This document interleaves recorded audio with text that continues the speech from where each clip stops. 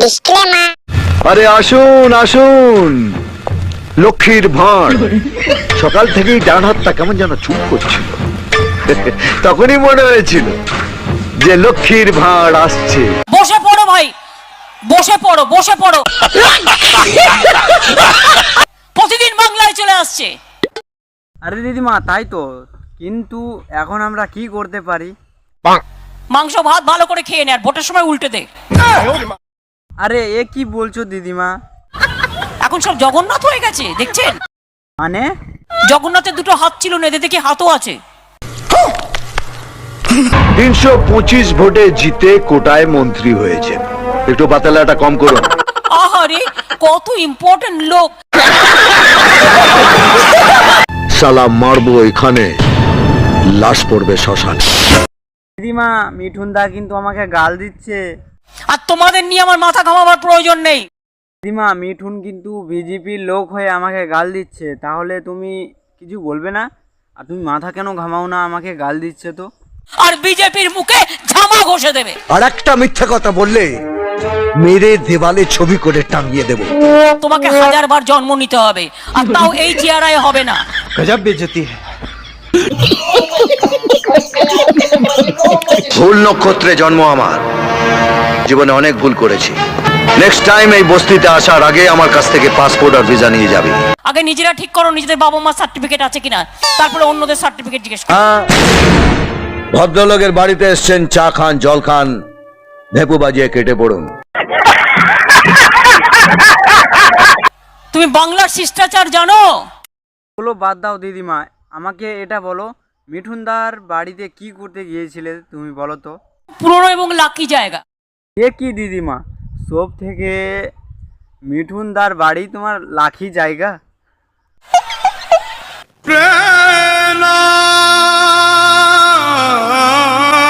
আস্তে আস্তে। ও দিদিমা, সবই তো বুঝতে পারলাম, কিন্তু এটা বুঝতে পারলাম না মিঠুন দা তোমার দিকে হয়ে গেল, এটা বুঝতে পারলাম না, বলো তো? বাংলার কালচার জানো? কি বলতে চাইছো দিদিমা? মিঠুন দা বাংলার কালচার জানে না কি? খুব বোকা আমরা না? হ্যাঁ, প্রতিদিন আসছে, মিথ্যে কথা বলে যাচ্ছে। মানে মানে জগাই মাথায় গদায়ের একটা বন্ধু। আমরা যদি সোনার বাংলা চাই, তাহলে আগে আমাদের নিজেদের বদলাতে হবে। লজ্জা করে না?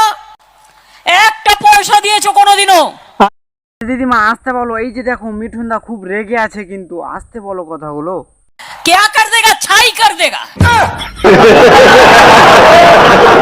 আপনি ছাঁটাই হলে মন্ত্রিসভা বেঁচে যাবে। দেশে ক্ষমতায় আছো 6 বছর 7 বছর হয়ে গেল।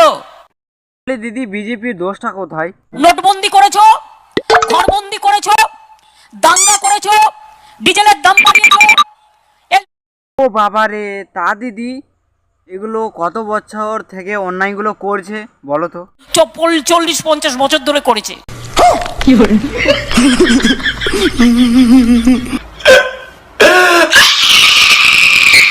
একটা গ্যাসের দাম 800 টাকা, মানুষ খাবে কি? আপনি জানেন আর ভগা জানে, আমি জানি না। বুঝুন, বুঝতে পারছেন কি অবস্থা? ये बड़ी अच्छी बात कही आप।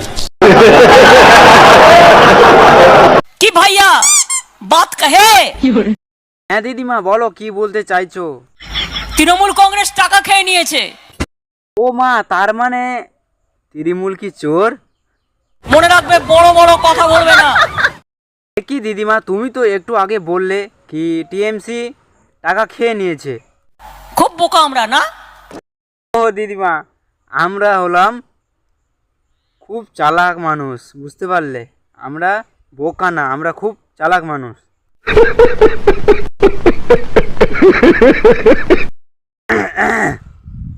দিদিমা, আমি নাকি শুনলাম, মানে খবরে শুনলাম কি আমরাকে টাকা দেবে, এটা কি সত্যি? মানে আমরা যে টাকাটা পাই, সেই টাকার থেকে অ্যাডভান্স 1000 টাকা। ও, তাহলে তো খুব মজা হবে। মাছের তেলে মাছ ভাজা। কিন্তু দিদিমা, বিজেপির দলের লোকগুলো কোটি কোটি টাকার মালিক হয়ে গেল। সে কি করে, কোনো টাকা পয়সা ছিল না, 100 কোটি টাকার মালিক হয়ে গেল? আমি জানি না দিদিমা। আমরা বলি না চোরের মায়ের বড় গলা। ও দিদিমা, আমি তো কিছু বুঝতেই পারছি না। সবচেয়ে বড় চোর এ চুপে।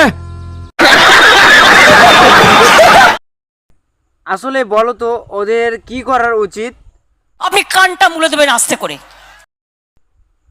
ও দিদিমা, কান যদি মলে দিই তাহলে তো আমার উপরে মানে কেস হয়ে যাবে, তখন কি করব আমি? কান মুলে দিলে কেস হবে না। তাহলে কি করলে কেস হবে দিদিমা? গালে থাপ্পড় মারলেও একটা কেস হবে, কান মুলে দিলে কেস হবে। একটা কান মুলে ছবিটা রেখে দেবেন, না পারবে কাউকে দেখাতে, না পারবে আপনাকে মানে আপনার বিরুদ্ধে কেস করতে। হ্যাঁ, তাহলে আমি ওটাই করব।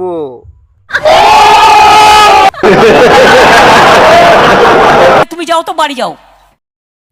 সো গাইস, ভিডিওটা তোমরা কেমন লেগেছে? আশা করছি ভালো লেগেছে। তো আজকের ভিডিওটা কোনো বাস্তবের সঙ্গে মেল নাই, শুধু এডিটের মাধ্যমে বানানো হয়েছে তোমরাকে হাসানোর জন্য এবং খুশি করার জন্য। তো তোমরা কিছু মনে করো না আর মাথায় কিছু চাপ নিও না। তো আজকের ভিডিওটা মানে তোমরাকে হাসানোর জন্য বানানো হয়েছে।